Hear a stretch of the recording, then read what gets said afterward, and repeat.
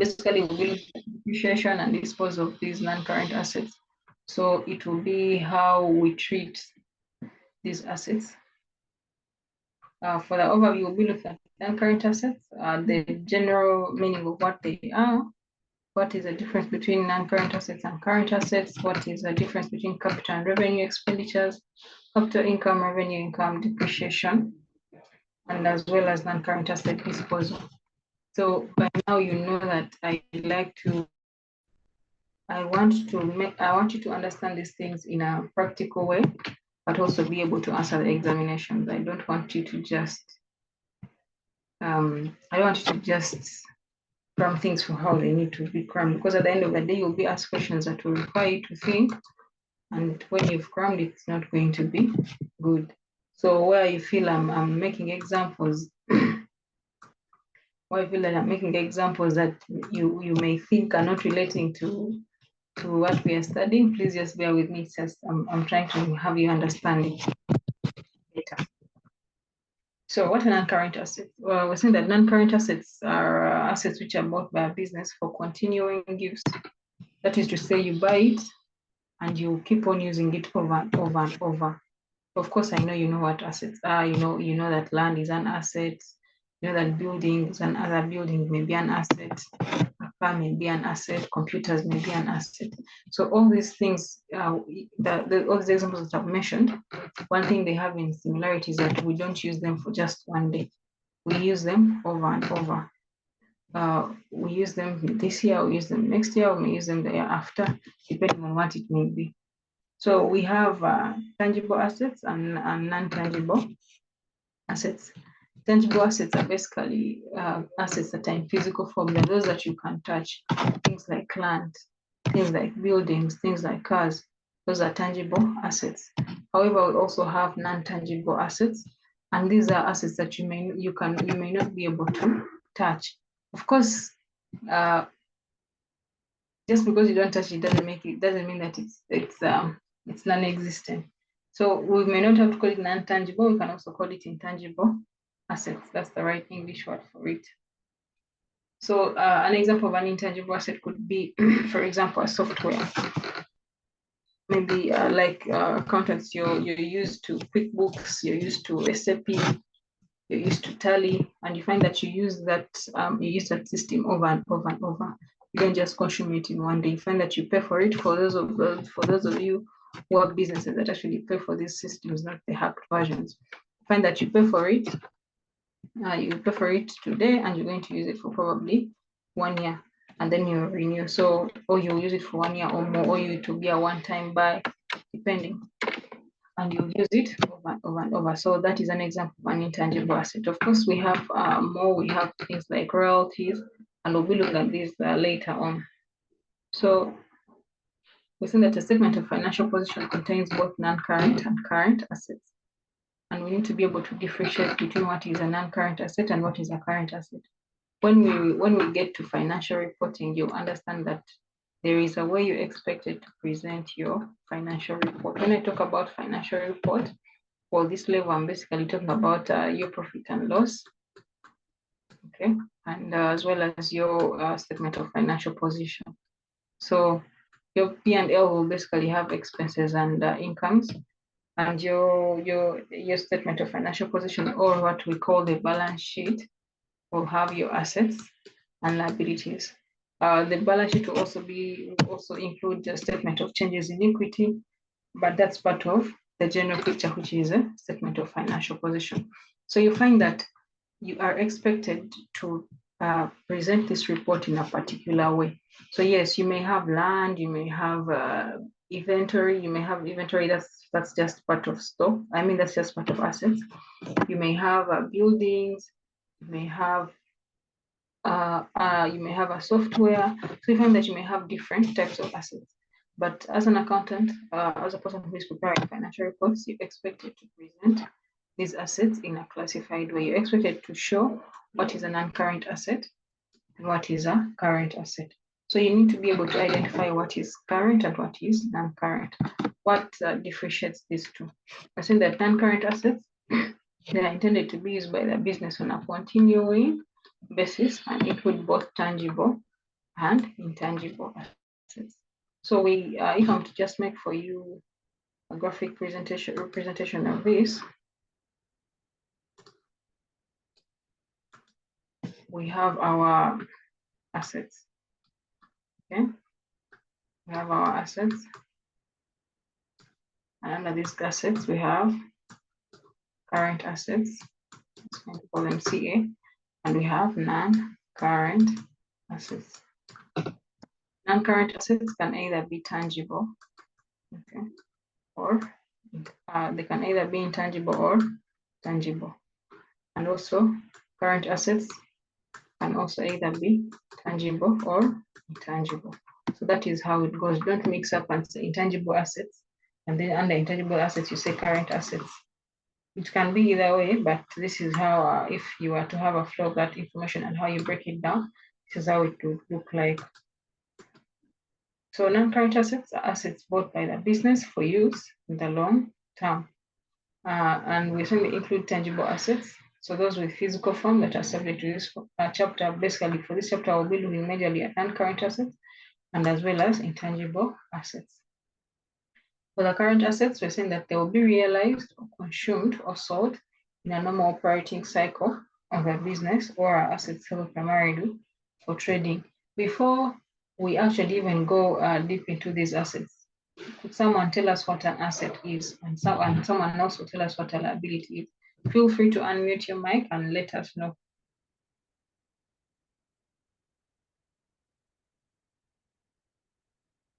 What is an asset?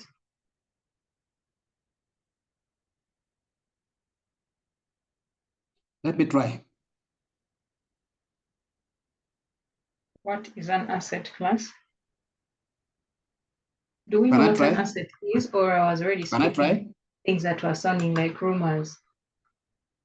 Do we know what an asset is? Let's see who is going to tell us what an asset is. Let's see. Yes, John Baptist, what is an asset? It is an economic resource. I think you're going to tell us what a liability is. John Baptist, what is an asset? Yes, it's an economic resource that is used by any entity to generate. You can delegate someone else to answer for you. What is an asset?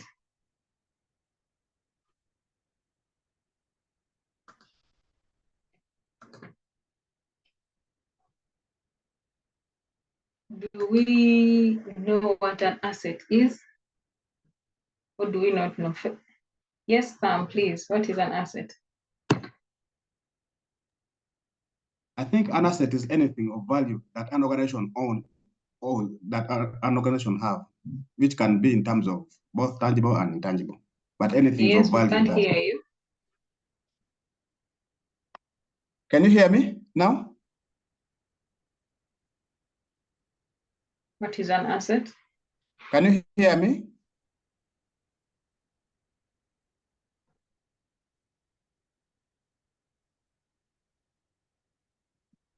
Hello?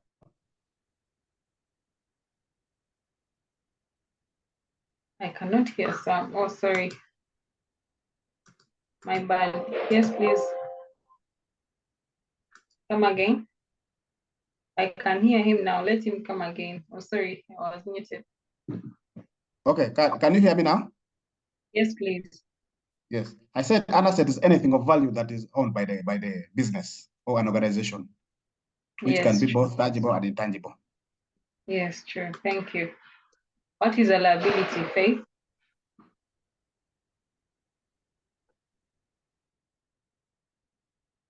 What is a liability? Anyone who wants to answer that?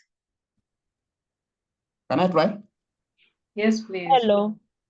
Is a debt obligation. Let Faith answer. Okay.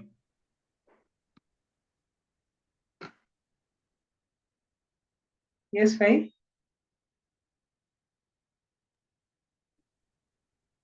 Can I try? This is Aline. Yes, Aline, please. Good evening.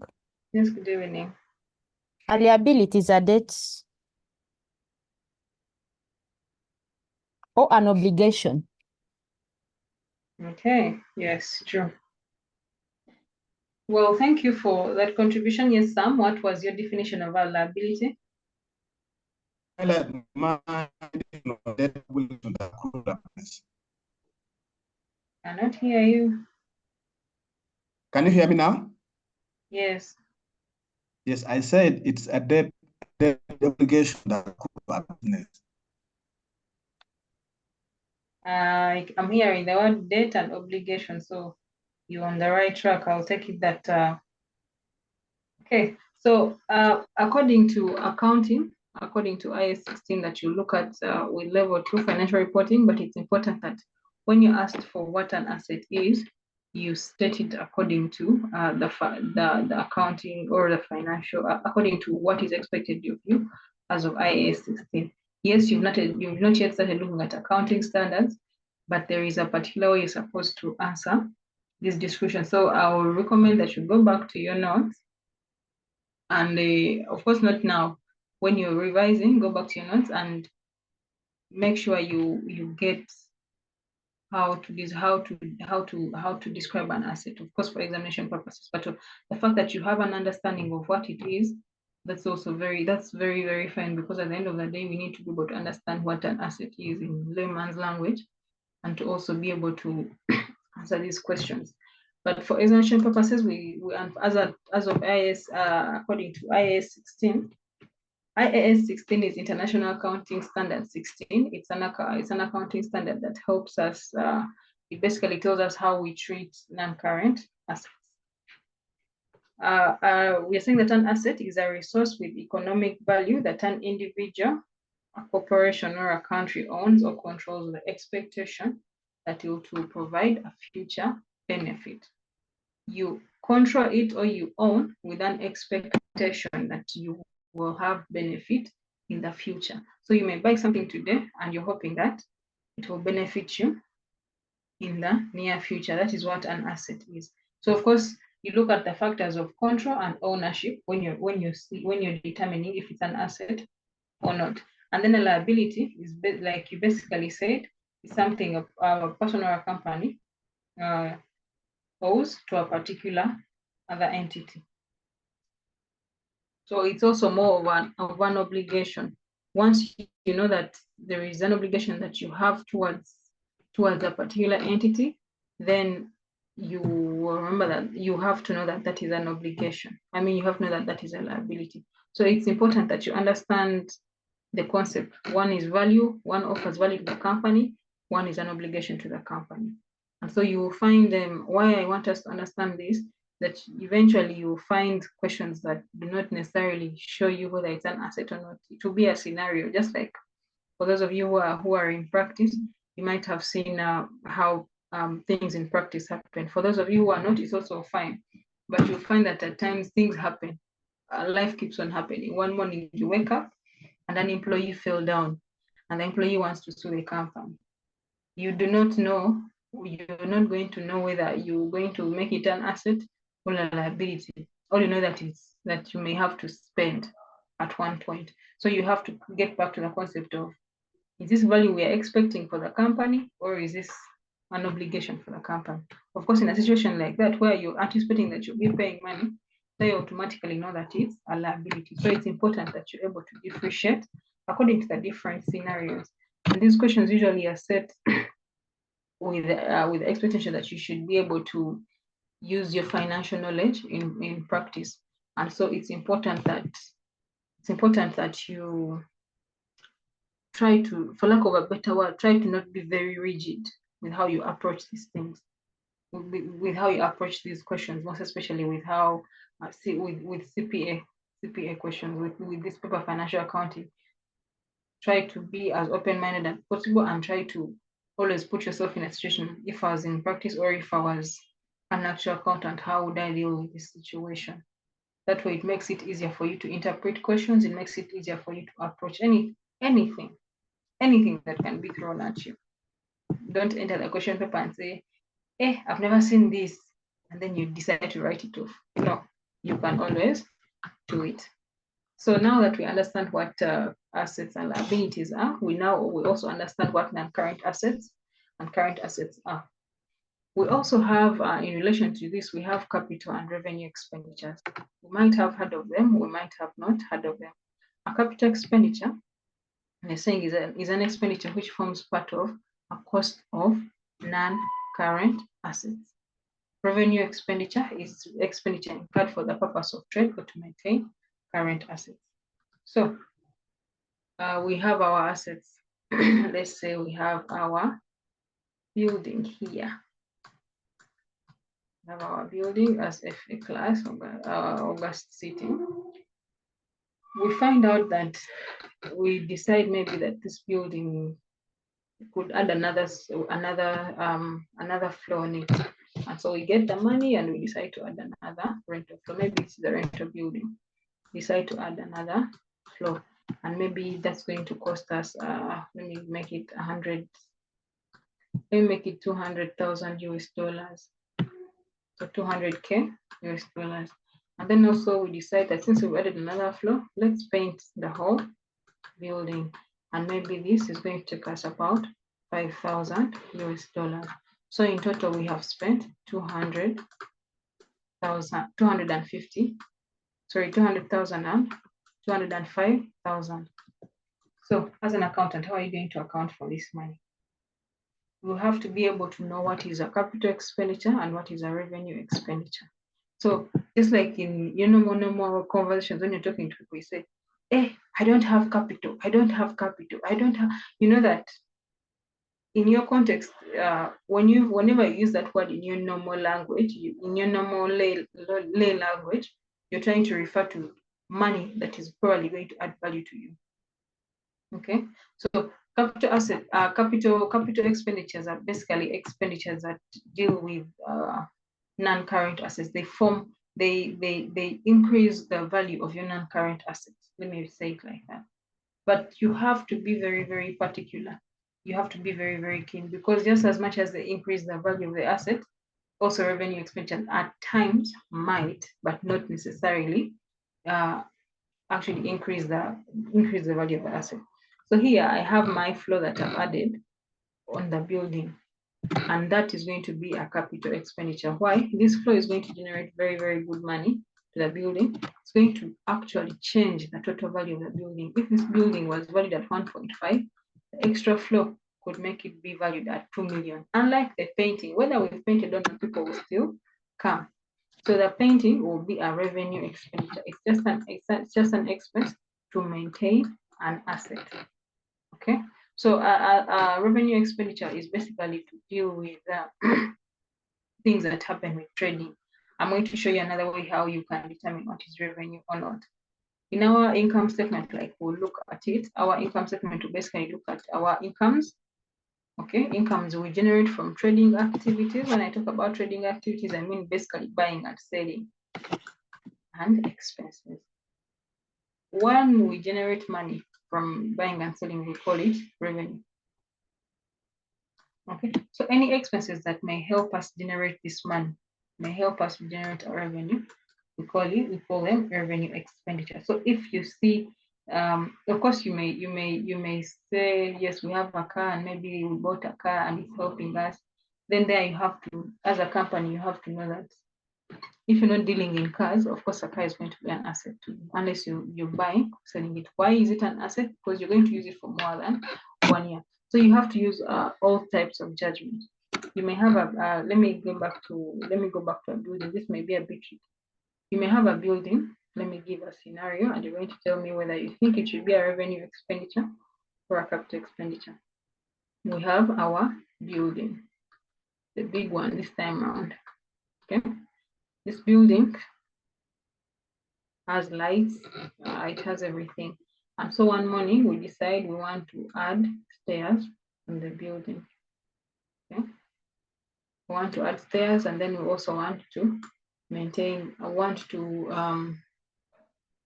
pay for our ACs and also add ACs. And then also at the same time, we've decided that one part, let's say one part of our wall of the building, okay, is spoiled. So we have our wall, we have our stairs. We've also said that we have our AC.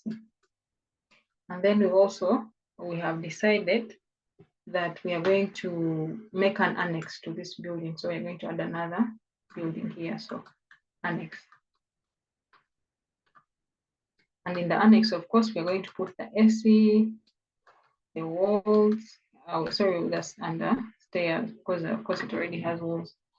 So you let me know how for the wall expenditure, is it going to be a revenue expenditure or a capital expenditure? The wall, we have said that maybe one part of the building had a wall that needed to be replaced, needed to be reestablished. Would that be a revenue expenditure or a capital expenditure?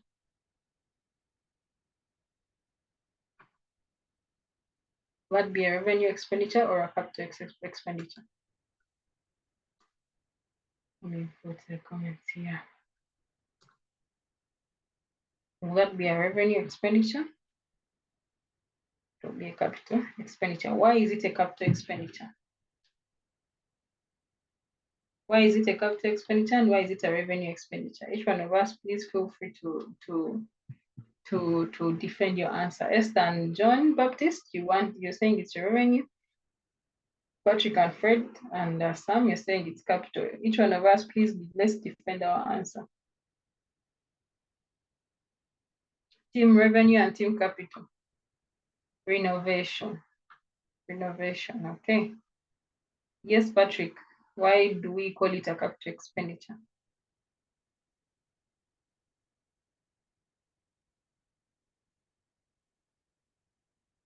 Why do we call it a capital expenditure?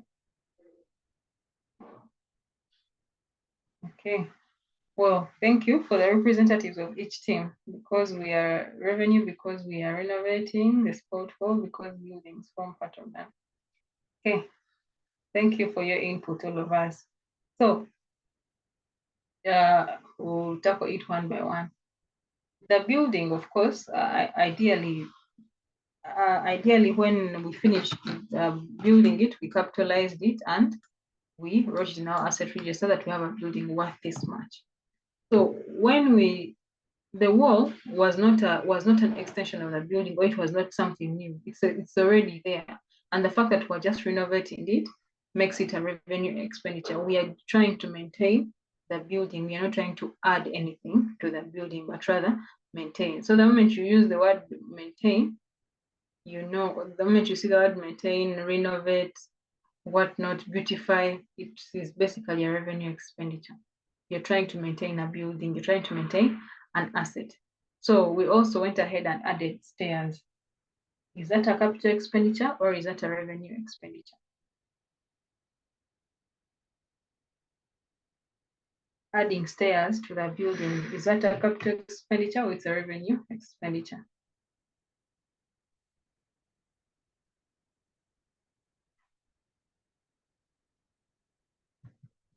Yes, please.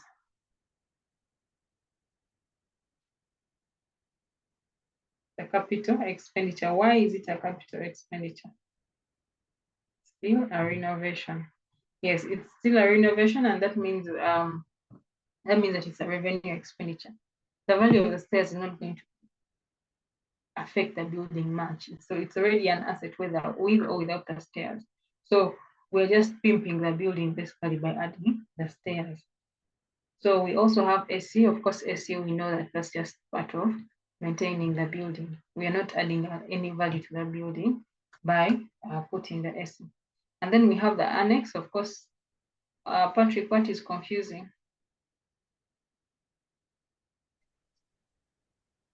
Feel free to unmute and let us know. I'm confused. I'm confused because I imagine from the definition of capital expenditure, will say that it's expenditure which forms part of the cost of non-current assets. Yes.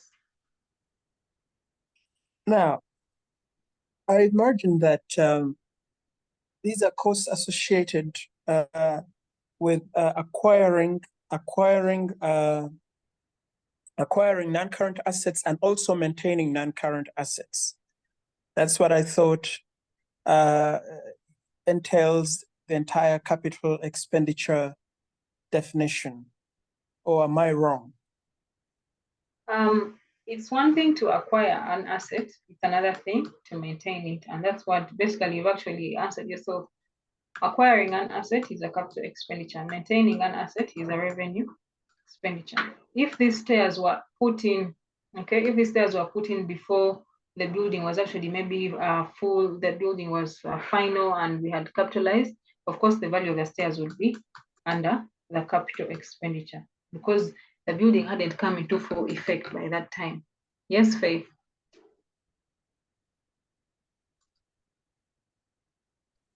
Please feel free.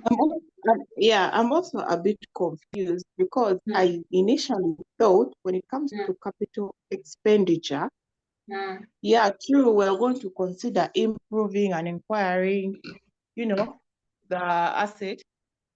So I also figured that, by adding stairs, it would be a capital expenditure.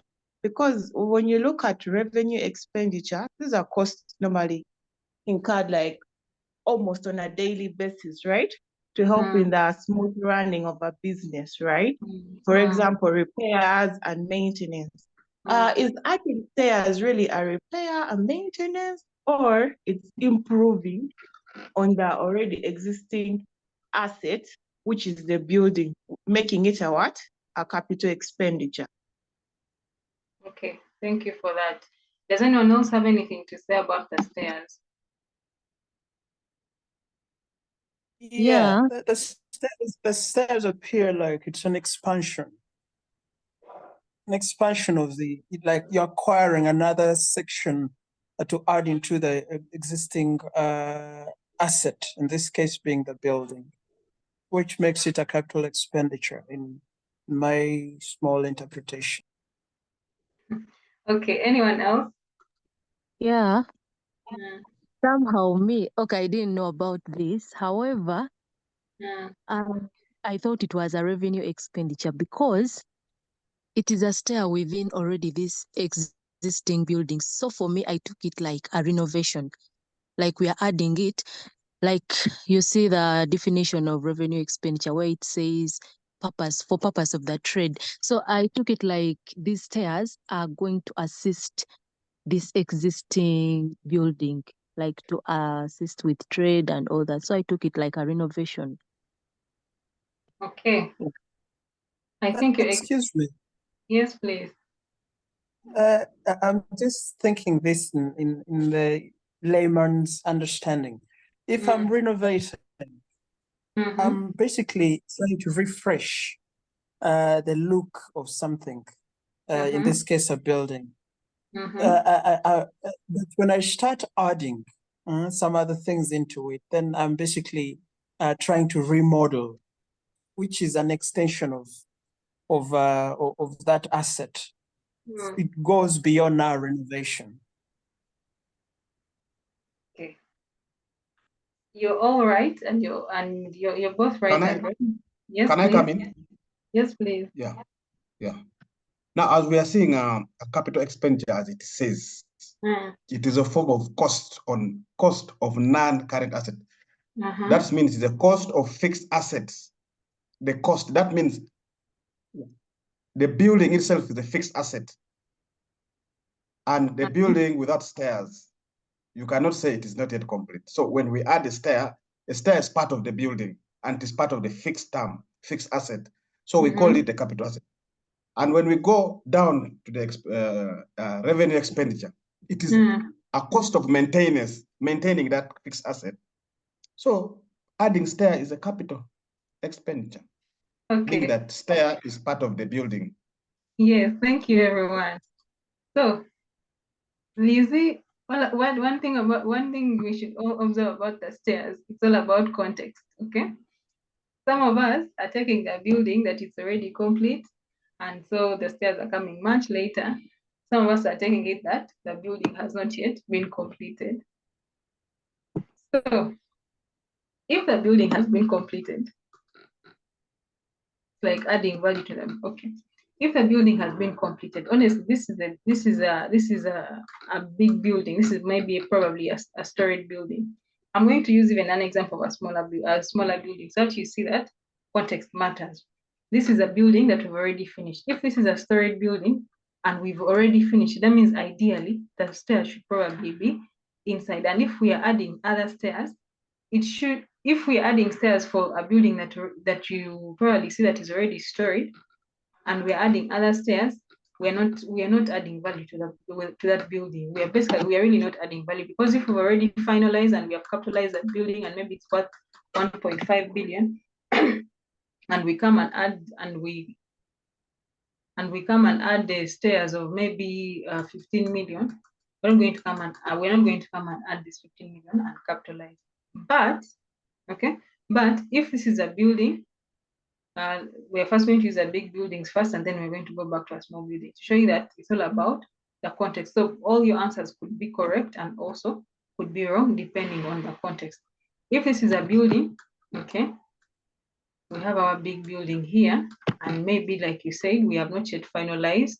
We're not yet finalized building and we are still constructing. IAS 16 tells us that we are going to capitalize when for the sake of this building, IAS 16 is going to tell us that we capitalize when the building is ready for use. So that means that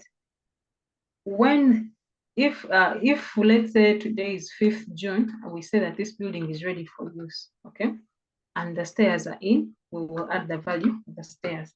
If we are saying that the building is ready for use even without the stairs, okay, let's say the building maybe purely has elevators and whatnot, but it doesn't have stairs. Let's just imagine. I don't think that is a possibility. But we imagine that we have said this building is full, it's ready for use as of 5th June, and it has no stairs. We are going to capitalize this. We are going to get all the necessary costs of the building, and we're going to get the total value of the building. And then we are going to come back tomorrow, okay? And we say, I think we need to add stairs to this building. We have already capitalized the building. We are not going to have to add the stairs. So that same 15 million that we've spent will become a revenue expenditure.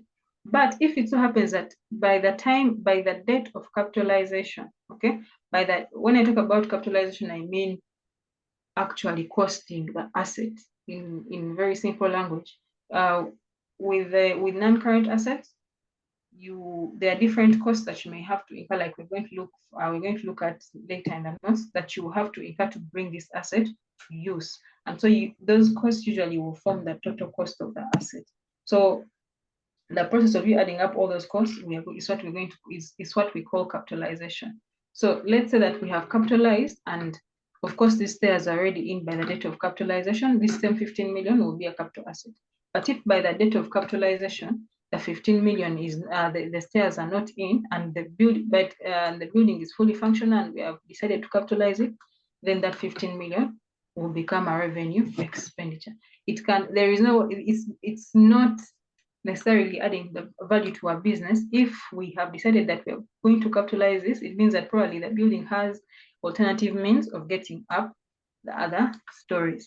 So now let's take an example of it being a smaller building. Let's say you have your small office here, okay? And maybe you had a ramp, and then you decided to add stairs to the ramp.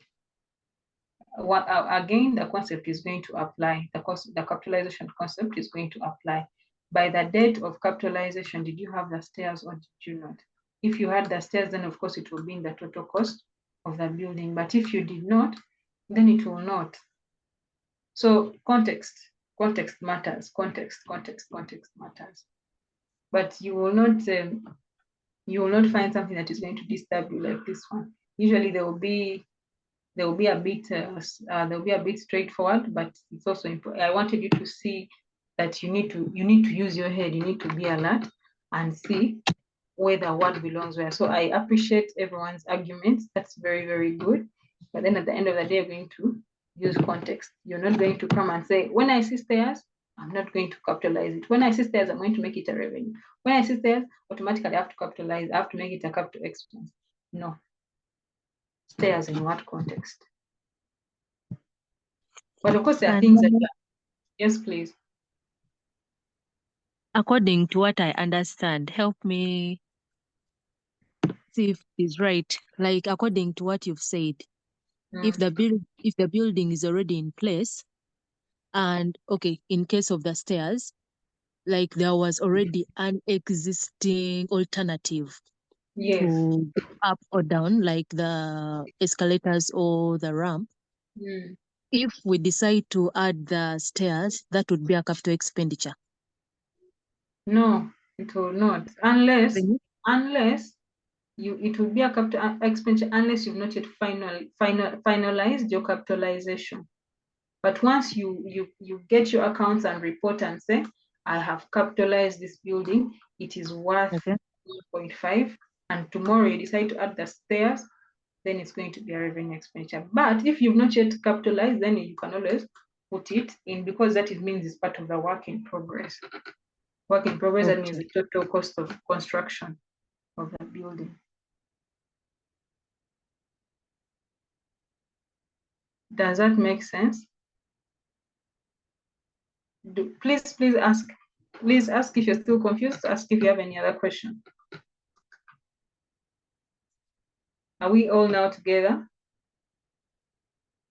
Sorry, I have taken you to IAS 16, but this is something you look at much clearer in level 2 with the financial reporting. But yes, it's also important that you know it now, but you also look at it in much more detail when you do your international accounting standards. That's financial reporting. For now, we are looking at it in the summarized way, but still it's important that you have the knowledge of both, that it's giving you a head start. Okay, so capital expenditure is not charged as an expense in the income statement. Of course, we know that when we capitalize, the moment you hear me say the word capitalize, just take it that I've talked about capital expenditure. So what this is saying is that capital expenditure is not charged as part of the expense in the income statement, but rather going to increase the value of an asset, and that means we will take it to our statement of financial position and we will amortize or depreciate accordingly. Then we're also saying that capital expenditure on non-current assets results in the recognition of a non-current asset in the statement of financial portion of the business. Revenue expenditure, on the other hand, is expenditure which is incurred for either of the following reasons.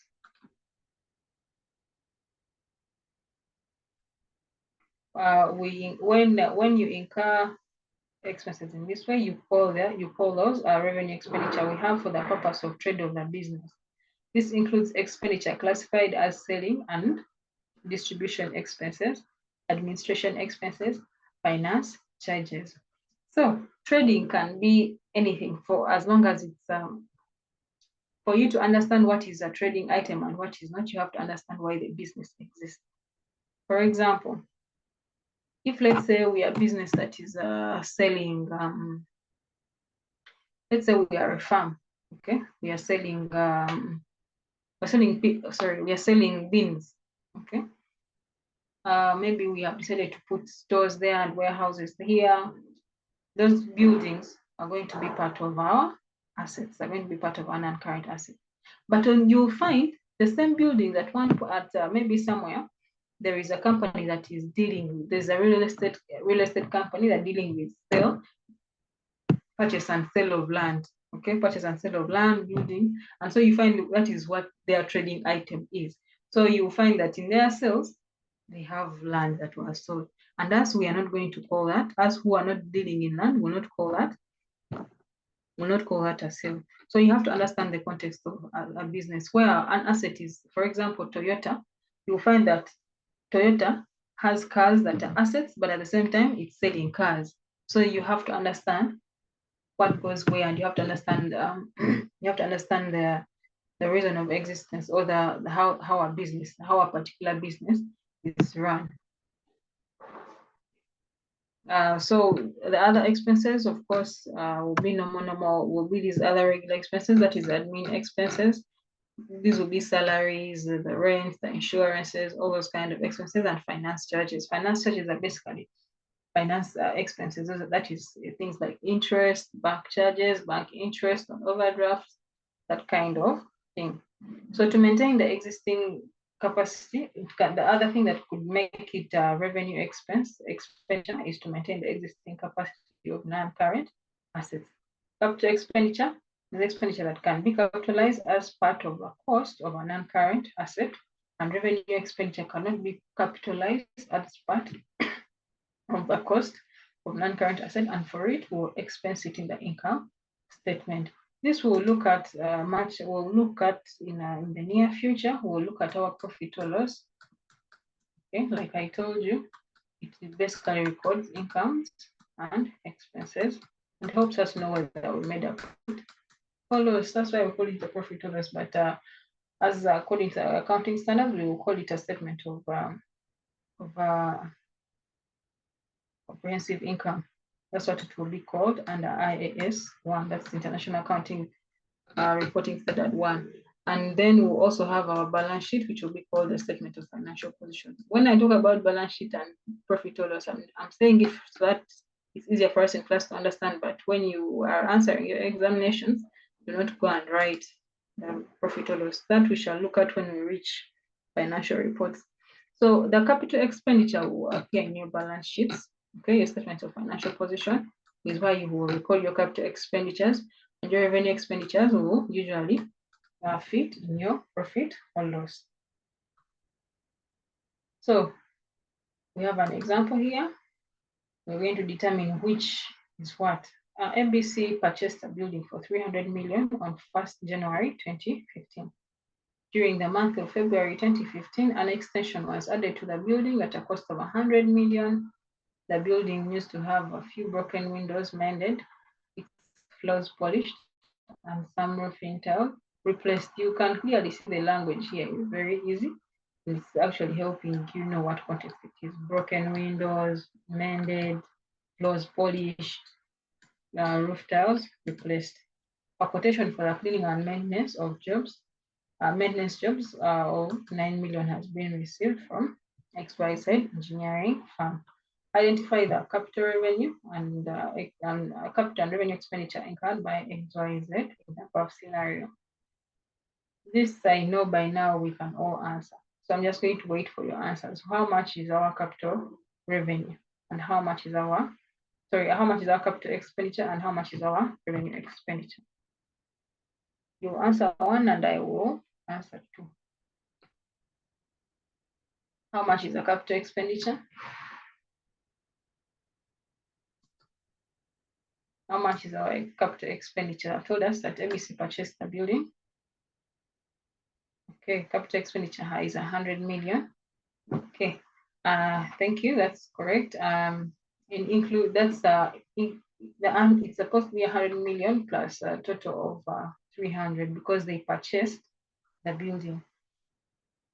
So what is the revenue expenditure? The revenue expenditure will be, yes, thank you. The capital expenditure will be 400 million.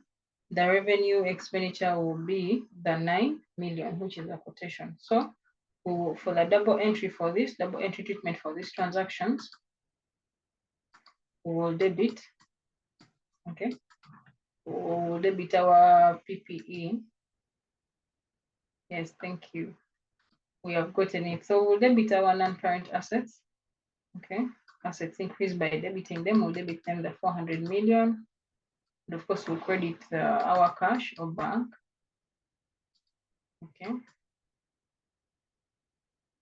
And then we'll also debit our repairs and maintenance, which is the 9 million, and credit our cash or bank. And you move on with your life. So just like we've seen capital and revenue expenditure, we also have capital income and revenue income. By now, we know that when we see this word capital, we're talking about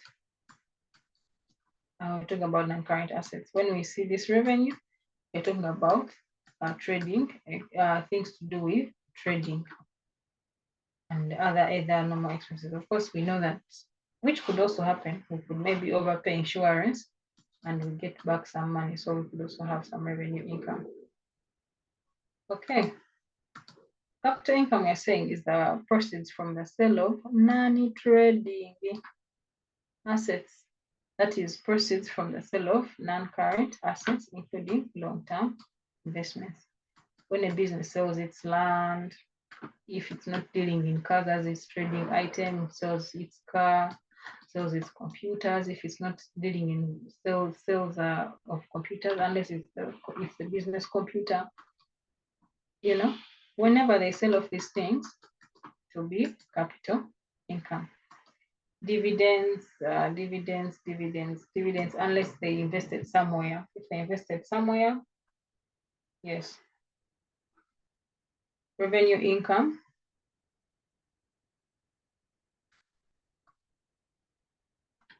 Revenue income, you're saying, is derived from the following sources. It's derived from the selling of trade assets, such as goods held in inventory. Of course, we know that is usually we call those sales. Provision of services, if it's in the service industry, that will also be revenue. Interest and dividends received from investment. So interest and dividends do not belong to capital income, but rather belong to revenue income. So our dividends, sorry.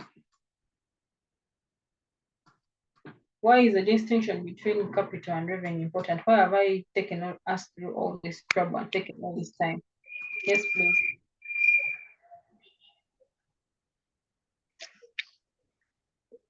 Yes, Esther.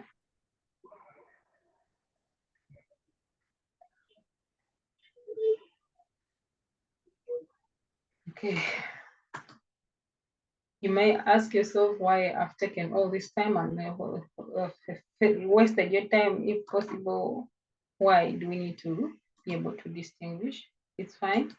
Why do we need to be able to distinguish between capital and revenue? Since revenue items and capital items are accounted for in different ways, the correct and consistent calculation of profit for any accounting period depends on the correct and consistent classification of items as revenue or capital. Now, for example, if let's say we sell off our building, okay? We sell off our building and maybe we have gotten a profit of 1 million. It's very important to know where to put this 1 million. For example, if let's say we are trading, when we are trading, we are going to get the goods that we have sold minus, for lack of a better word, for now, I'm going to call them minus the purchases. We're going to get our sales minus the purchases to get the gross profit.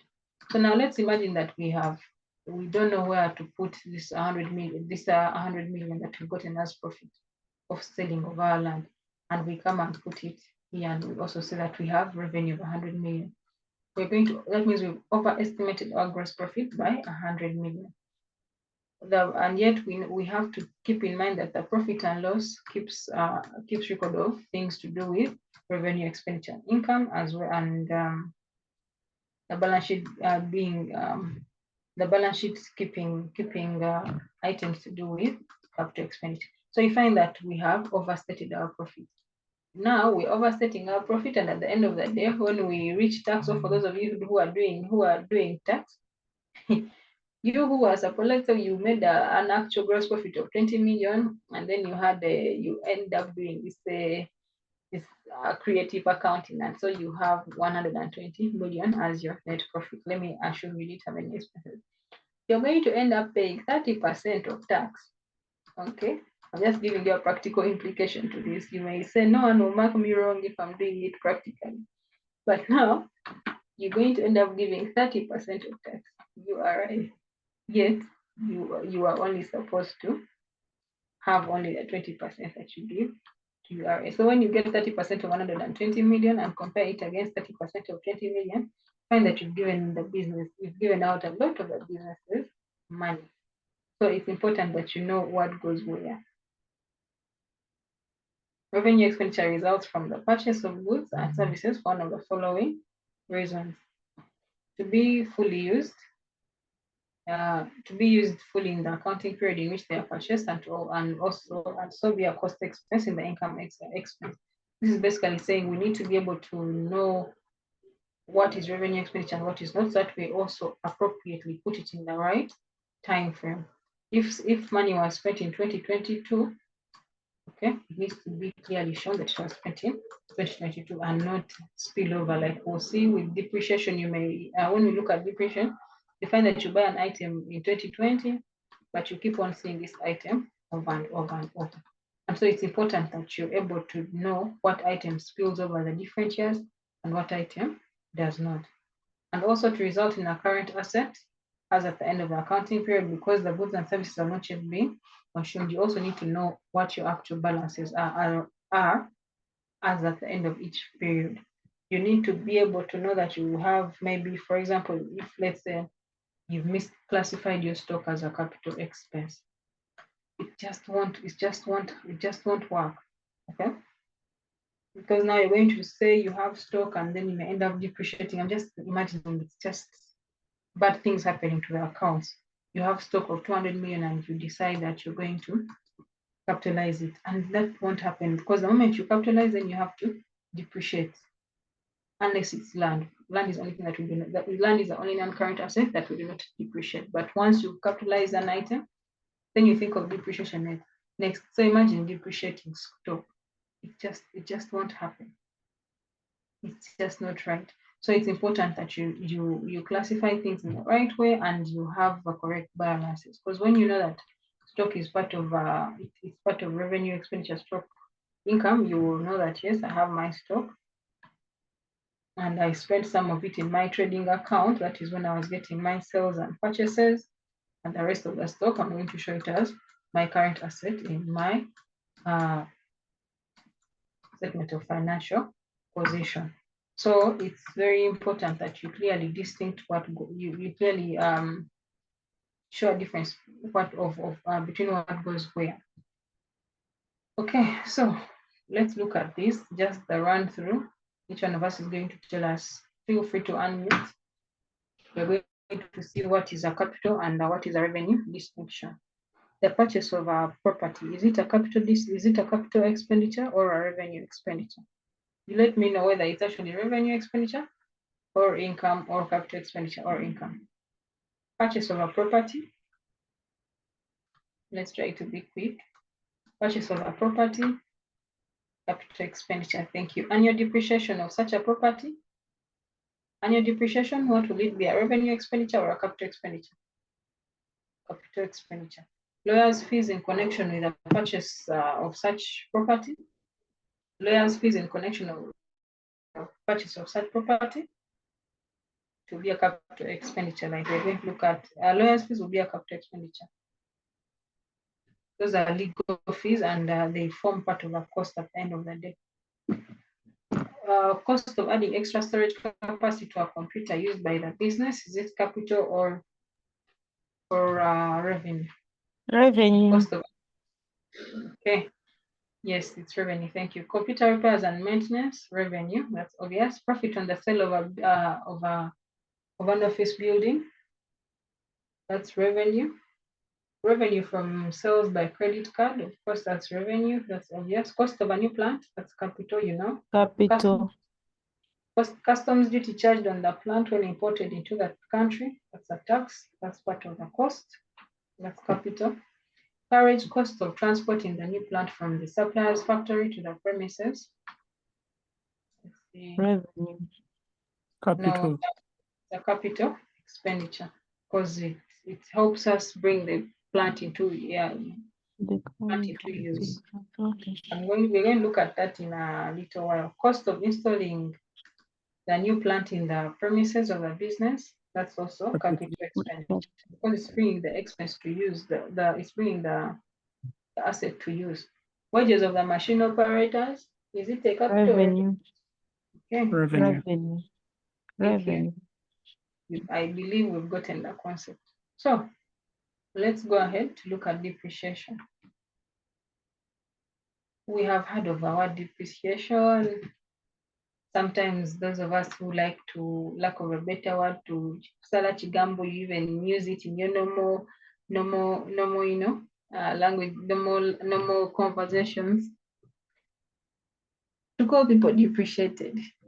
So What is depreciation? Depreciation refers to the systematic allocation of a depreciable amount of an asset over its estimated useful life. Now, before we look at the accounting bit of it, let me explain it in a way that you will easily relate to. We have bought our building. Let's make our building cheaper. We bought a building at 200 million. Let's say we have bought it in 2024. How are we going to account for this 200 million? We have bought this building and we have said that maybe it's going to last us 10 years. What depreciation is going to help us with, it's going to spread over this money. Yes, in as much as we have spent it in one particular year, which is 2024, it's not advisable for us to say, yes, we made a gross profit of this and now we spent 200 million at once. If you made a gross profit of 10 million and you're showing that you spent, so if you made a gross profit of let's say 100 million and you're showing that you spent 200 million buying an asset, you're going to be in a net loss of 100 million. This is year 2024. You come to 2025, okay, we bought a building. Turns out you have this time around a gross profit of, let's say 150 million. But you do not include the building. What that means that you have a net of 150 million. Remember, we said our asset adds value to the business over the years, okay, over time. It's not advisable for us it's not advisable for us in accounting to show that, to include the lump sum, okay, to include a lump sum amount of a cost of a non-current asset in 1 year. Why? Because ideally, like we know, the depreciation of an non-current asset is an asset that is going to last for more than 1 year. That means that we'll use it in 2024, we'll use it in 2025,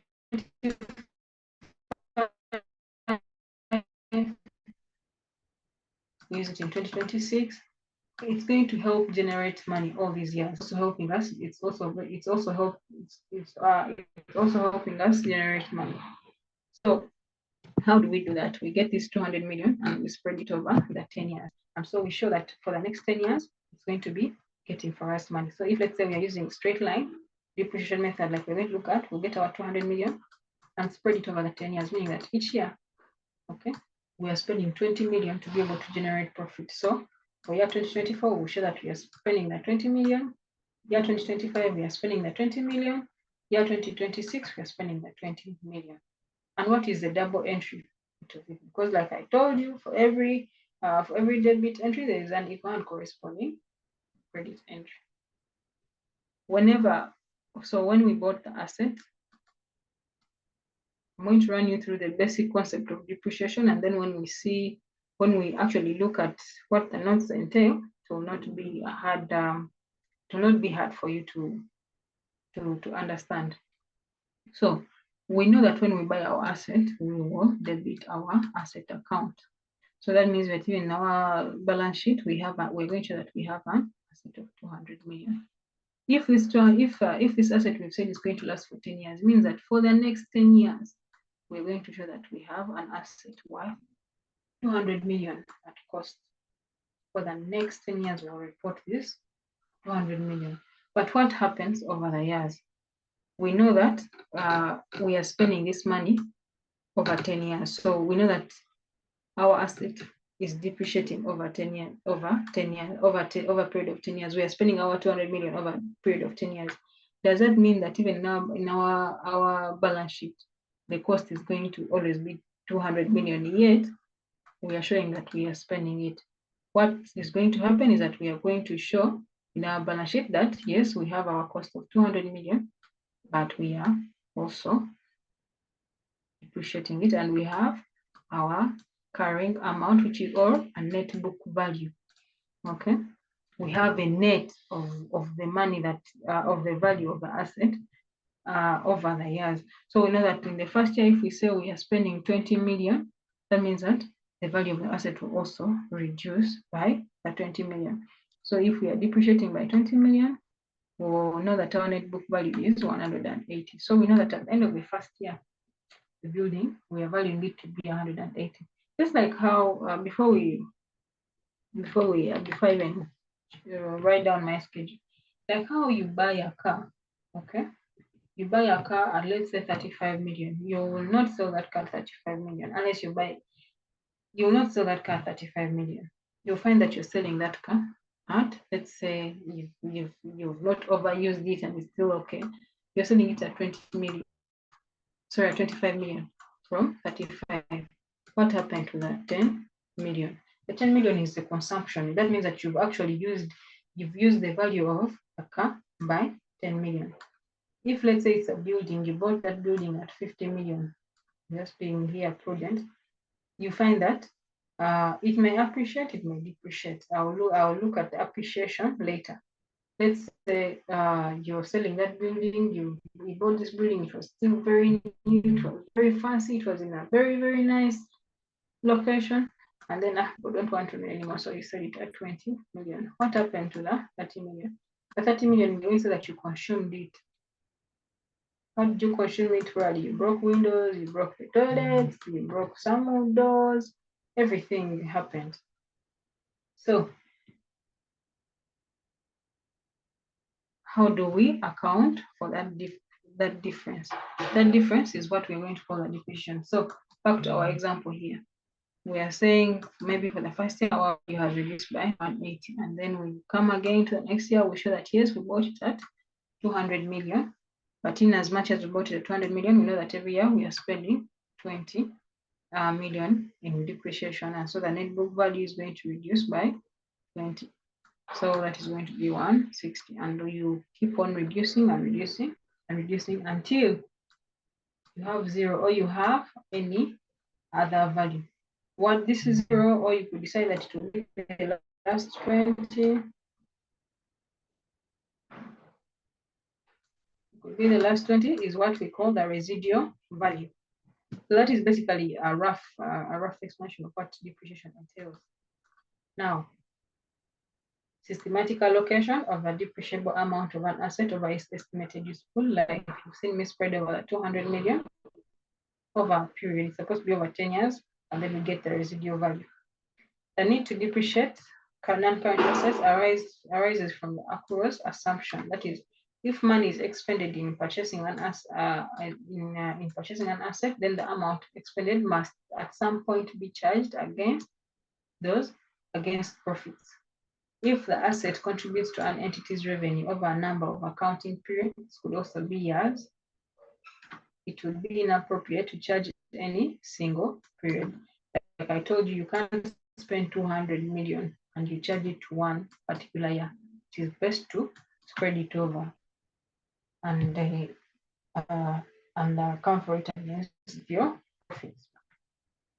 So, for example, the period in which the asset was acquired, and we're saying that with the whole of the expenditure instead, some method must be found of spreading the cost of the asset over its useful life.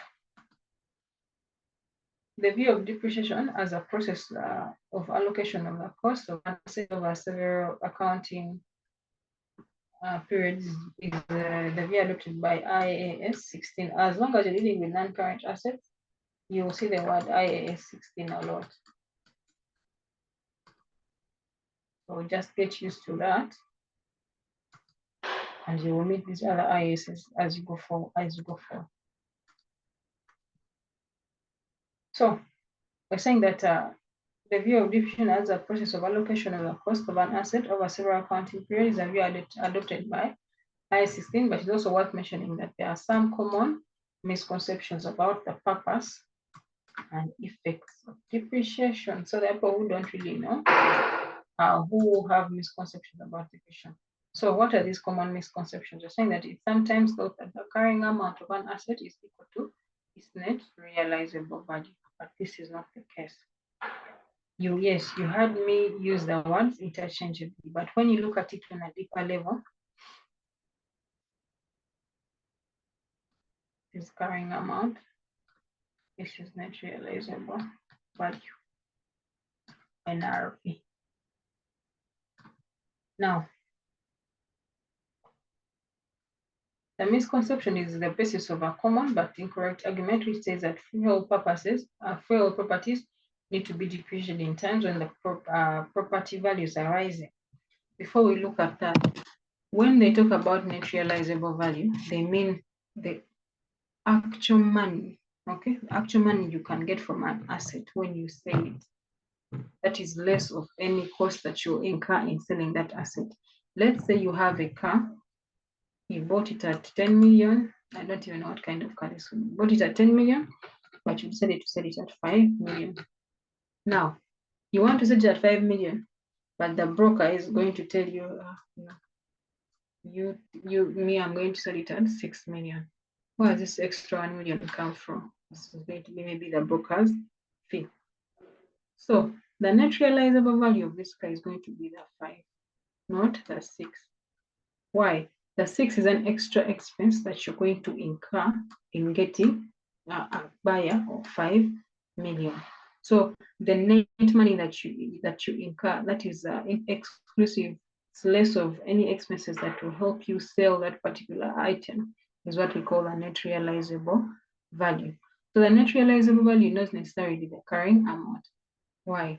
We may have this car that we have at 10 million and we've decided that we want to sell it at 5 million, and we hope and we believe that is going to be the net realizable value. But it so happens that maybe we bought this car and we decided we would depreciate it for 10 years. Let's say we depreciate it for 5 years. So that means that each year, if we are depreciating it for 5 years, okay, means that each year we are spreading the cost by 2 million, 2 million, 2 million. But we decide only after 1 year that we are going to sell this car. So remember, we bought the car at 10 million, we have only depreciated for 1 year, meaning that we have an 8 here. This 8 is what we call the carrying amount. So carrying amount is equal to the cost, okay, minus accumulated depreciation. Or we could have decided to sell it in the second year. And so that would have been 10 minus 8, which is equal to 6. The 2 plus 2, these two depreciations that we've added are what we call accumulated, just like the way you hear in the word accumulated depreciation. So cost minus accumulated depreciation is what we call the carrying amount. And net realizable value is going to basically be the money, the income that you get of selling the item minus any costs of selling the item. That is a difference there. And so you have to be keen on what is the NRV and what is the carrying amount. Carrying amount could also be referred to as book value. You may see it in the question. This is very obvious. Book value basically, because these accounts are just books that have records. So the book value is the value that is in your books, which is the value that is theoretical, which is according to depreciation. Just because you say that you're going to depreciate an item for 5 years, just because we have said we're going to depreciate our car for 5 years, it doesn't mean that at the end of the 5 years, the car has to be non-existent. No, it means that we will have spread over the cost to the point that we are finally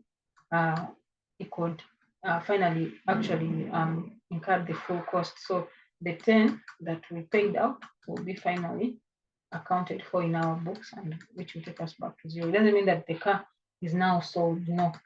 So depreciation doesn't mean that you necessarily sell off things. Just because you're seeing in your asset register that the computer at your workplace is on 0, doesn't mean you should keep it in your bag. No. It's still company property. Okay. So one of the misconceptions we are saying, it's sometimes thought that the carrying amount of an asset is equal to its net realizable value. I've explained this misconception. It's not necessarily that. Another misconception is that the depreciation is provided so that an asset can be replaced at the end of its useful life. That is not the case. That is not the case. Just because you're depreciating doesn't mean that at the end of the period, you go and buy another item. You have your car, you bought at 35 million, you depreciated it for 7 years, okay? And it's now up to 0. It doesn't mean that the car is no longer working. No. The car is still working, but we finally spread over the cost. So if there is no intention of replacing the asset, it could be argued that there is no need to provide for any depreciation at all. And if prices are rising, the replacement cost will exceed the amount of depreciation provided. This is to do with revaluation. I will explain that concept in a little while. You may be wondering why I am going through all these notes. Now, the question of non-current assets is usually a question that is going to be set on its own. It's a small topic. Okay, not small, it's quite lengthy, but it's a rich, very, very rich question. If you understand that concept from here, if you understand it when you're discussing with your friend, this is one of the numbers that will make it easy for you to get as many marks as possible, because there are so many calculations, and it's an opportunity for you to gain very many marks as you can. So just bear with me as I take you through these notes. Pay attention, ask me questions where necessary. I love the fact that you've been active. Keep on being active throughout this lecture, throughout this topic, and also the other topics. But try to understand it. It's a very rich topic. It can be slightly complex, but it's relatively easy. If you ask me, I'll say it's very easy. So get interested in it and just bear with the fact that there are so many notes, because there are so many concepts that happen when it comes to non-current assets. So we have some of the key concepts. So we have depreciable amount. The depreciable amount is the amount of a depreciable asset. Sorry, the depreciable amount of a depreciable asset is a historical cost or other amount substituted for historical cost in the financial statement less the estimated residual value. Remember, we have our 10 million. We decide we buy this car. Let me not use a car. Those of you who buy phones, some of you will buy iPhones because you want to just fit in. Some of you will buy iPhones because you want to have a nice resale value. Some of you will buy Samsungs because you believe they have a nice resale value. Some of you will buy Technos because you believe they last long. Very many reasons. For the purpose of us understanding depreciable amount, let's say we have decided we're going to buy our Samsung because we believe that Samsung has a nice resale value. You know, there are things that you buy and they just depreciate and you never get any of your money back, or you never even get any half of the money back. So we decided to buy our Samsung at 2 million. I don't know what model that will be. And we have bought the Samsung saying, you know what? It looks like it's a very good model. So if I buy it now at 2 million, I'll be able to sell it at 1.5. That is, let's say, within 5 months. Let's say you are a very, very planned person. Now, the difference between this 2 million and 1.5, okay, is your depreciation, because the value would have gone down to this, to 1.5. So this 0.5 that you're incurring here is your depreciable amount. Now, looking at it from examples that you most likely meet, let's say you have a car bought at 15 million, and you decided residual value will just be an estimate, like you're saying estimated. You never know. You may decide, you may estimate that you sold the car for 10 million, and you end up selling it for 2. Maybe it has so many problems. So let's say you estimated that you'll sell this car at 8 million. The difference between this 5 and 8 is what we call a depreciable amount.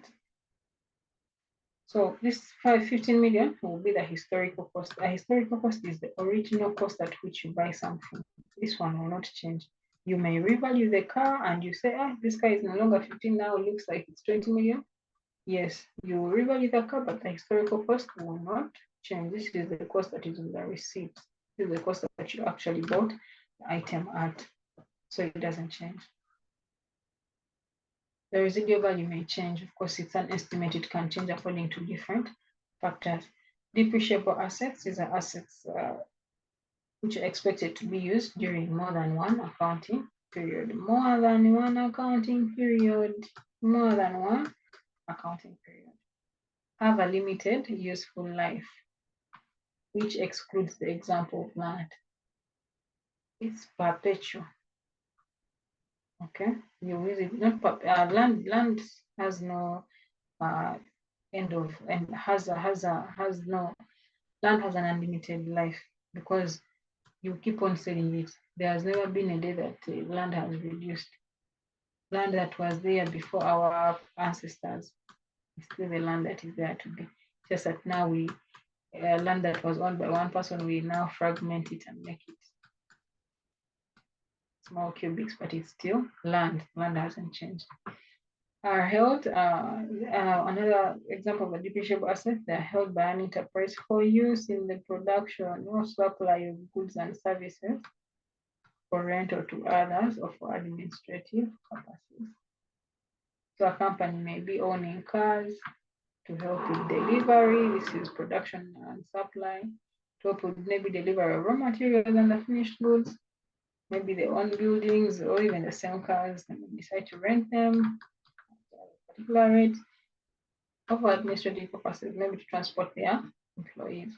So you will decide what is an asset or not. That is now putting this, if we use maybe a case study of a company like Toyota. Toyota is selling cars, but you find that it has its stock being cars, and at the same time it has its assets being cars. So you ask yourself, this stock here will be sold in 1 year or 2 at most, but it will usually be sold within a year. So you ask yourself, is it expected to use more than one accounting period? Let's say they have a double cabin here and they have a pickup here. This pickup is for sale. This is we are trying to see whether it's for sale or not, but of course I'll tell you it's not for sale if you're working with them. So for you to decide whether it's an asset or not, you ask yourself, is it to be used for more than one accounting period? Of course, check. In as much as they sell cars, I don't think they want to change cars every single year. No. Have a limited useful life, check. All for an enterprise could be for supply of goods and services. Maybe it brings stickers, I don't know, anything to help with production or supplying of those other cars. Maybe they're renting it out to one of the employees at a rate, could be, or maybe for administrative purposes, transport the management from one place to another. And so it fits in a class of assets. And so you take it to your asset register. Okay. So an amount substituted for historical cost will normally be a current market value after evaluation has taken place. I told you we don't change historical cost, and we do not change historical cost. Okay, we will always acknowledge it, but sometimes you may have to revalue that historical cost. So let's say you bought your building at 80 million. That is a historical cost to the money that you actually paid. But you find out that maybe you bought in a village and now this place is growing and whatnot, and you wake up one morning and your building, God has blessed you and it's over 500 million. You look at it one morning, you're like, this building is, I think it's going to, if I'm to sell it right now. Those of you who have bought plots that were in villages and now the villages by chance are becoming towns. If it happens to you, you buy a plot at 15 million and now you want to sell it at 150 million.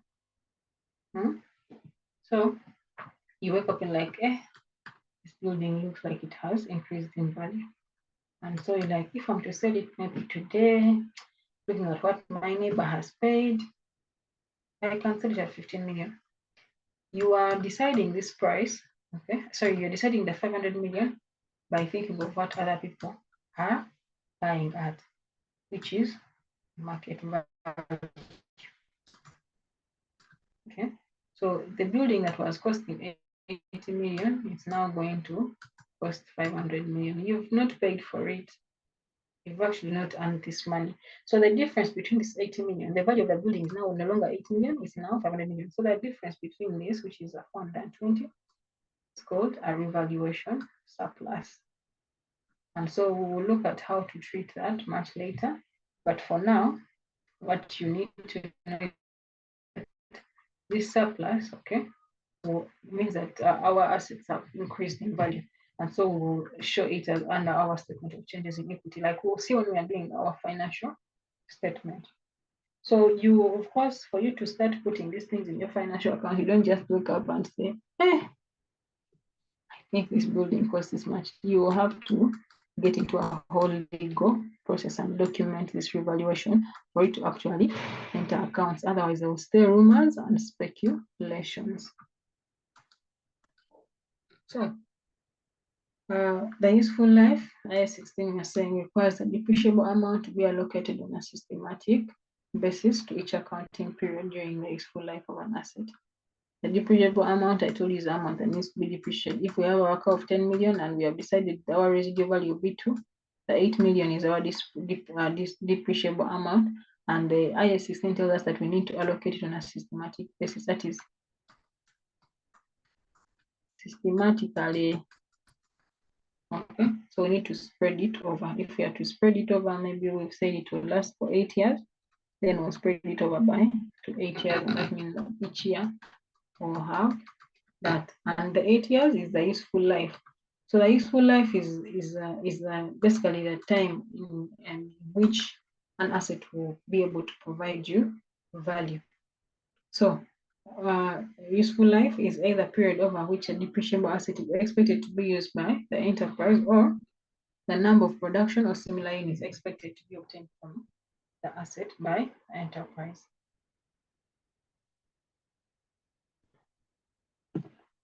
Okay, so the following factors should be considered when estimating a useful life of a depreciable asset: expected physical wear and tear.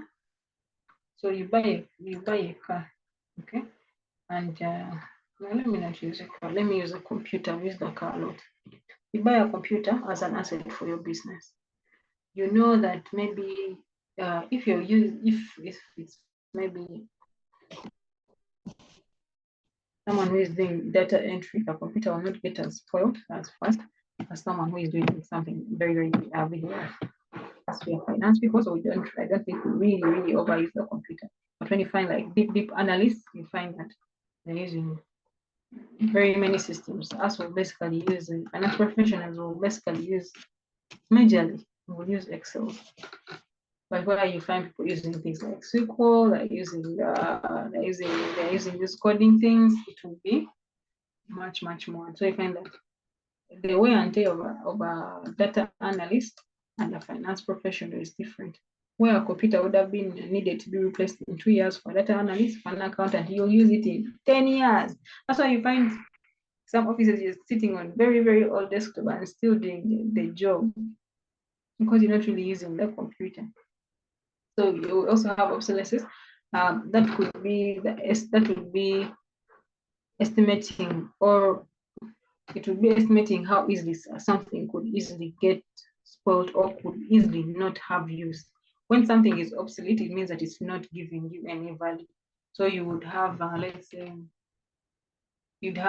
let's use the computer at the same time.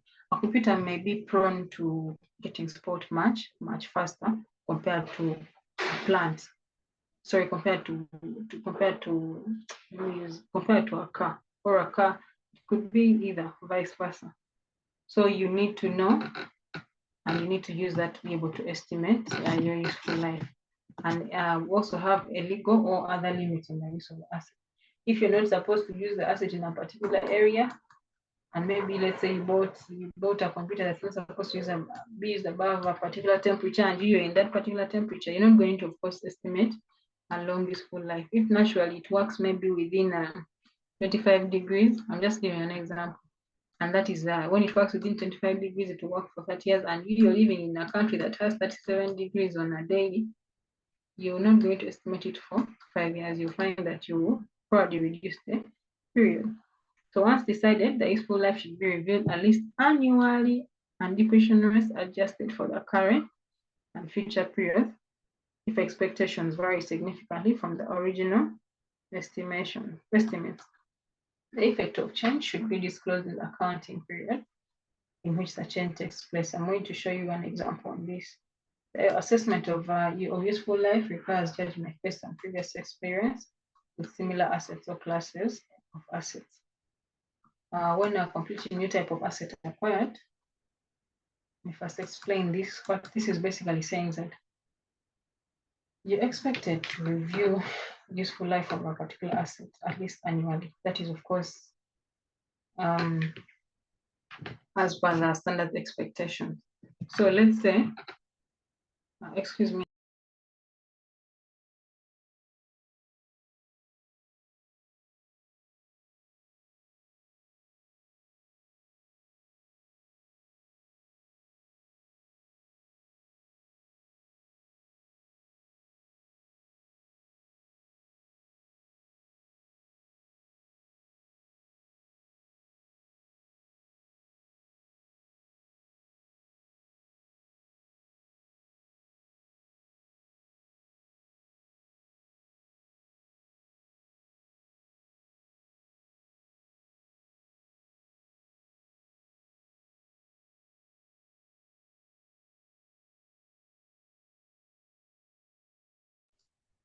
Sorry about that.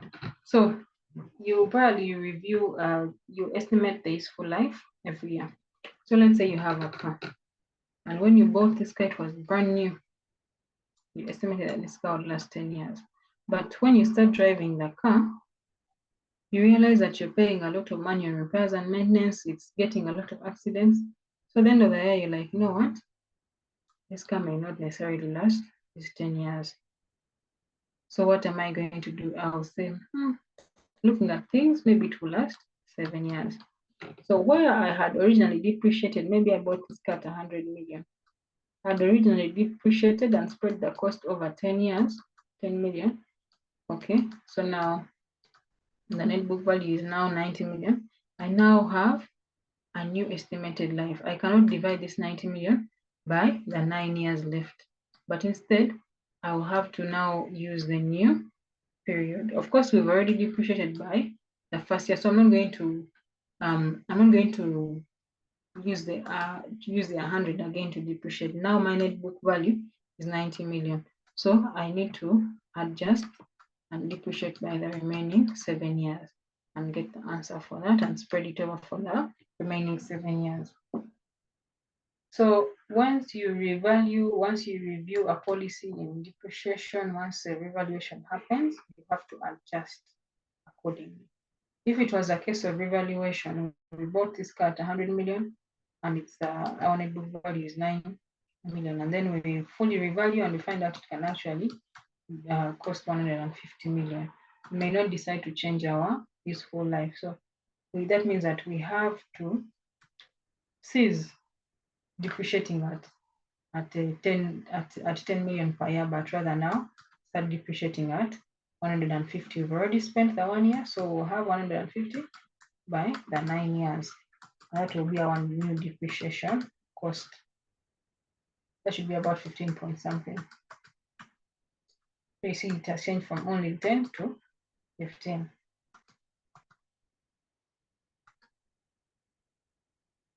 So this first point was saying when a completely new type of asset is acquired through technological advancement or through use in producing producing a brand new product or service, it is still necessary to estimate useful life, even though the exercise will be more difficult. This is in the event that maybe your line has only been producing soya and you've now got in a plant to produce powdered milk. You need to also reassess the useful life for that new plant, because it's something that you didn't know, but now you need to be able to estimate. That's basically what the point is talking about. I-16 also points out that the physical life asset might be longer than its useful life to the enterprise in question. One of the main factors to be taken into consideration is a physical asset. And of course, it will depend on various circumstances, including the shifts for which the asset is used, the enterprise's repair and maintenance program, and among others. So moving with the next concept, we have the concept of residual value. I'll try to explain this. Residual value is the net amount which the entity expects to obtain for an asset at the end of its useful life after deducting the expected costs of disposal. In most cases, the residual value of an asset is likely to be immaterial. That means that it's not significant. If let's say we have capital gains of 100, we have maybe money. We have incomes of 100 million, you find that the residual value may be like 500,000. 500,000 compared to 100 million is little. When you find the word immaterial, the concept of materiality is how much can a figure affect a particular decision to be made. So in the great context of things, the residual value usually may not affect the decision maker's decision. That's what the sentence is likely is meaning. It is if it's likely to be any of any significant value, the value must be estimated at the date of purchase or any subsequent revaluation. The amount of residual value should be estimated based on the current situation and other similar assets used in the same way. So just because you have cars, okay, that are being used well, or you have cars and maybe they are at 5, their residual value is at 5. So you bought another car, maybe you need to be able to see. Of course, you look at activity, what is expected of this car, and you also look at what these other cars are doing, and then you can decide what the residual value is. So any expected costs of disposal should offset against the gross residual value. Like I showed you, when you're selling off a car, you may have to pay a broker, you may have to advertise, or sell it for any asset. All these costs that are going to help you dispose of the asset have to be offset, have to be removed from the actual residual value, from the gross residual value for you to be able to get the net residual value. For example, an asset costing 20 million has an expected life of 5 years and an expected residual value of new should be depreciated by 20. If we are to depreciate this 20 million, new means 0, so there is no residual value over 5 years. Means that 4. Yes, it will take 5 years. We don't have any residual value, so an current asset costing 20 million, which has an expected life of 5 years, and then so for example 1, I've shown us that we do not have any residual value. We have an asset costing 20 million, the residual value is 0, the years are 5. When we depreciate this is 4. 20 divided by 5 is 4. So that means that for us to be able to spread over the cost of 20 million, we will need 5 years. Okay. So we know how much the useful life that's how we know how much depreciation we need to spend per year. Now for the residual value of this, we are telling us that for the second example, an non-current asset costing 20 million, okay, has an expected life of 5 years and an expected residual value of 3. So that means that it's a 17 that we need to depreciate over the 5-year period.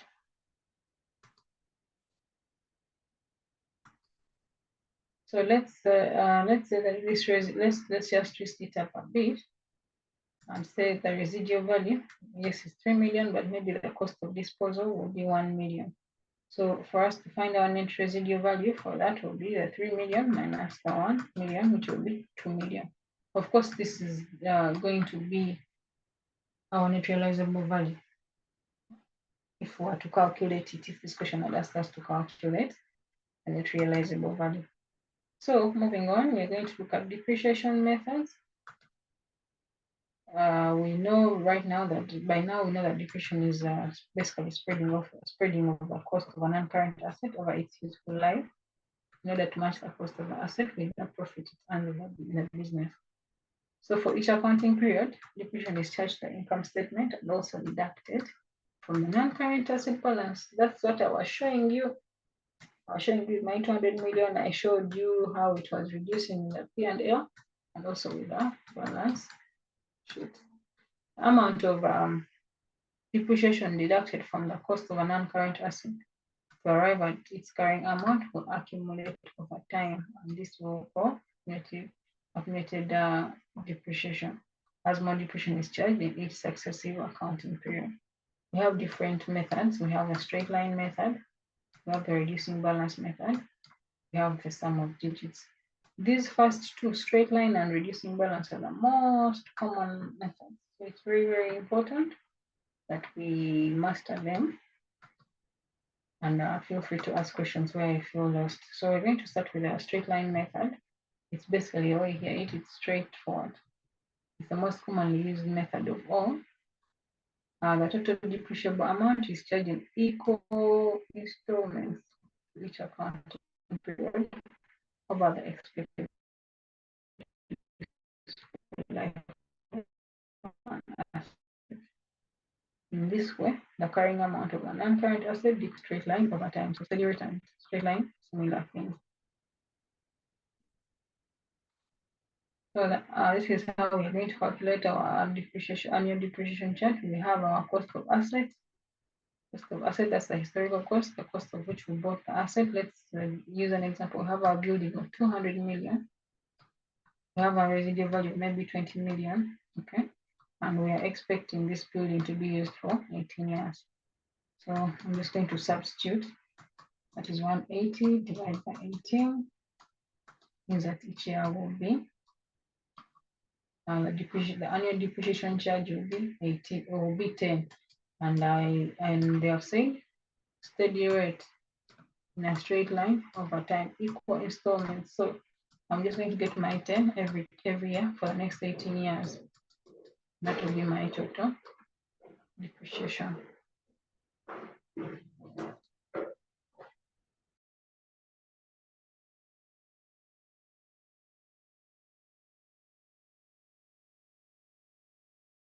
So we have an example here.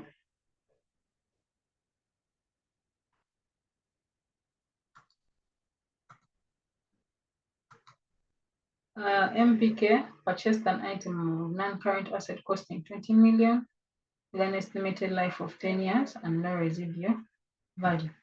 I compute the annual depreciation charge of the non-current asset using the straight line method. Please give me the answer.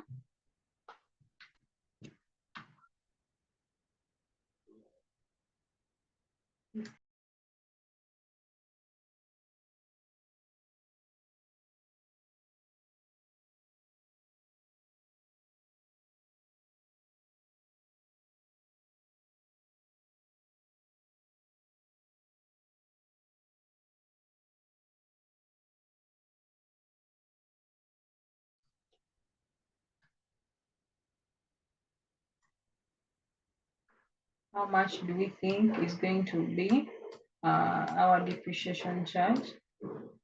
Just substitute 2 million. Okay, correct. We have our cost minus our residual value, which is 0, estimated life 10.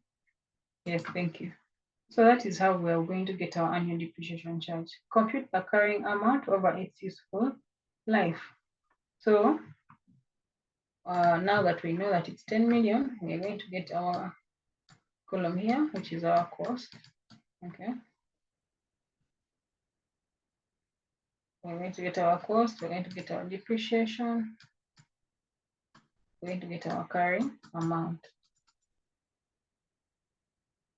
So I'm going to do for the first 2 years, and you'll know that's basically how it goes. So for the first year, 20, we know our annual depreciation charge is 2 million. So our carrying amount at the end of that will be 18. That's 20 minus 2. Like I told you, our cost will not change. It's our historical cost, it won't change. Our annual depreciation charge is 2 million. Every year it will be 2 million. When we get 2 million minus the carrying amount, it is 16. For the year 3, we have our historical cost, which is 2. We have our depreciation charge, which is 2 million. When we remove that from our carrying amount, when we remove the 2 million, our new carrying amount will be 14. Next year, it will be 20 million. Our depreciation charge is 2 million. When we subtract, that will be 12 million. The next year, it will be 20 million. Our historical cost, our depreciation will be 2 million. And when we subtract, that will be 10 million. We'll do that until we add 0, because the estimated life is 10 years. So we do this 10 times. And of course, when you do this 10 times, the final value will be 0. which will prove to us that indeed there is no residual value. So the straight line method is a fair allocation of the total depreciable amount between the different accounting periods, provided that it is reasonable to assume that the business enjoys equal benefits from the use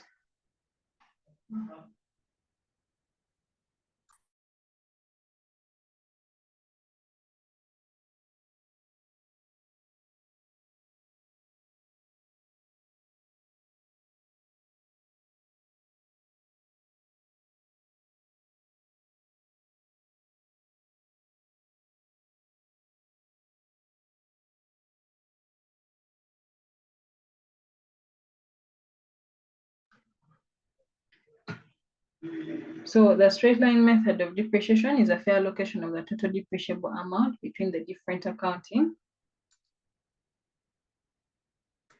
Express the depreciation charge of the above asset as a percentage on cost. Okay. So the total depreciation charge, when you get the twos that we're adding up, because that's the depreciation charge, 2 plus 2 plus 2 over the 10 years will be, what will that be? That should be equal to the 20, because 2 times 10, that's 20. So express the depreciation charge of the above as a percentage on cost. So we'll get the 20 million, which is a depreciation charge. So basically what this is telling you is telling you to get the depreciation charge divided by the cost times 100. So the depreciation charge, or the total depreciation charge, it will be for 20 million divided by the 20 million times 100. And that will be 100%. But it's telling you to get the charge, you need to know what is a percentage of the cost per year. So what that means is that you'll get one sample, which is just 2 for 1 year. You get 2 out of 20 times 100, which will be 20. This should be 1, should be 1. That should be that. That should be, I think, 10% or 20%. Someone who has a calculator, do it. What do you mean the answer for the carrying amount?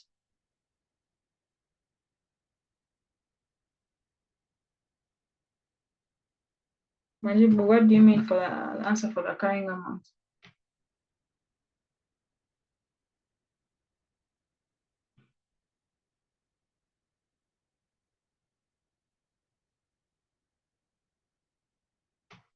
Yes, it's 0.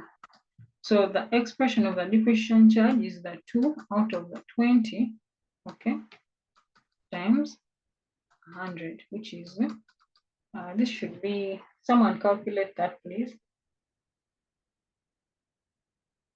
That should be about 10%, divided by 20, which is 10%. So the depreciation charge, the percentage of that, so the depreciation charge is 10%.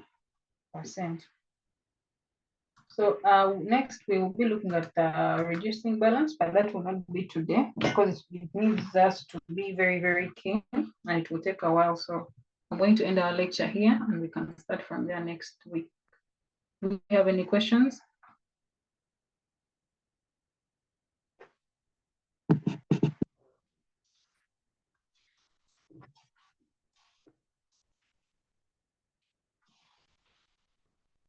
Okay, if we do not have any questions, thank you for tonight. Have a good night.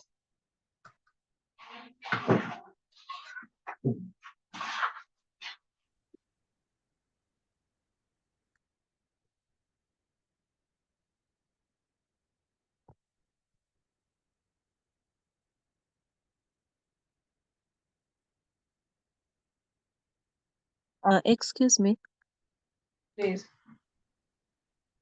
I was wondering why we used 20. Is the 20 the 20M?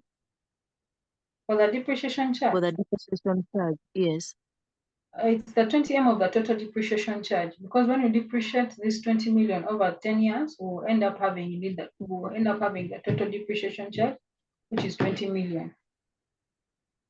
Okay. Yes. So we'll get, sorry, they're saying depreciation charge of the above as a percentage on cost. So you'll get the depreciation charge divided by cost, because I said as a percentage on cost. times 100.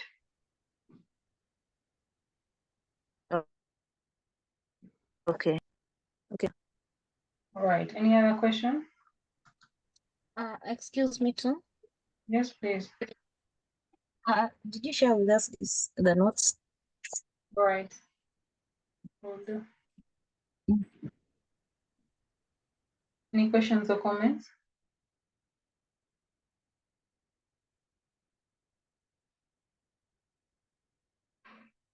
Yeah, the 2 million. Yes. Rather, are we spreading the 2 million? My network was terrible, but I joined in when you're already drawing the carryover cost, depreciation cost. So I was wondering, is it the 2 million that we're spreading through to cover for the asset cost? There is nothing like spreading. We are calculating depreciation. The method for calculating depreciation using a straight line is the cost. The formula is here: cost of asset minus residual value divided by expected useful life of the asset. As per the question, they told us the cost of asset is 20 million. They told us that the estimated life is 10 million, which we will put here. And there is no residual value. So we basically substitute, okay, cost of asset, which is 20 million, minus residual value, which is 0, divided by 10. When we do divide this, the depreciation charge is 2 million. And we let this, the fact that they've told us it's on a straight line, it means that every single year for the next 10 years, we'll be having a depreciation charge of 2 million. Okay. Okay. So the carryover cost, this is now the subtraction of the 2 million from the total cost year in, year out. No, you subtract the 2 million from the previous carrying amount. So if you started the first year with 20 million and you depreciate by 2 million, means that your first year's carrying amount will be 18 million. For the next year, you have, of course, your historical cost, which doesn't change, but you have a depreciation of 2 million, and this 2 million, you're getting it off the previous year's carrying amount. So to give you 16. And for the next year, yeah, until you reach the 10th year. All right. Thank you. You're welcome. Any other question?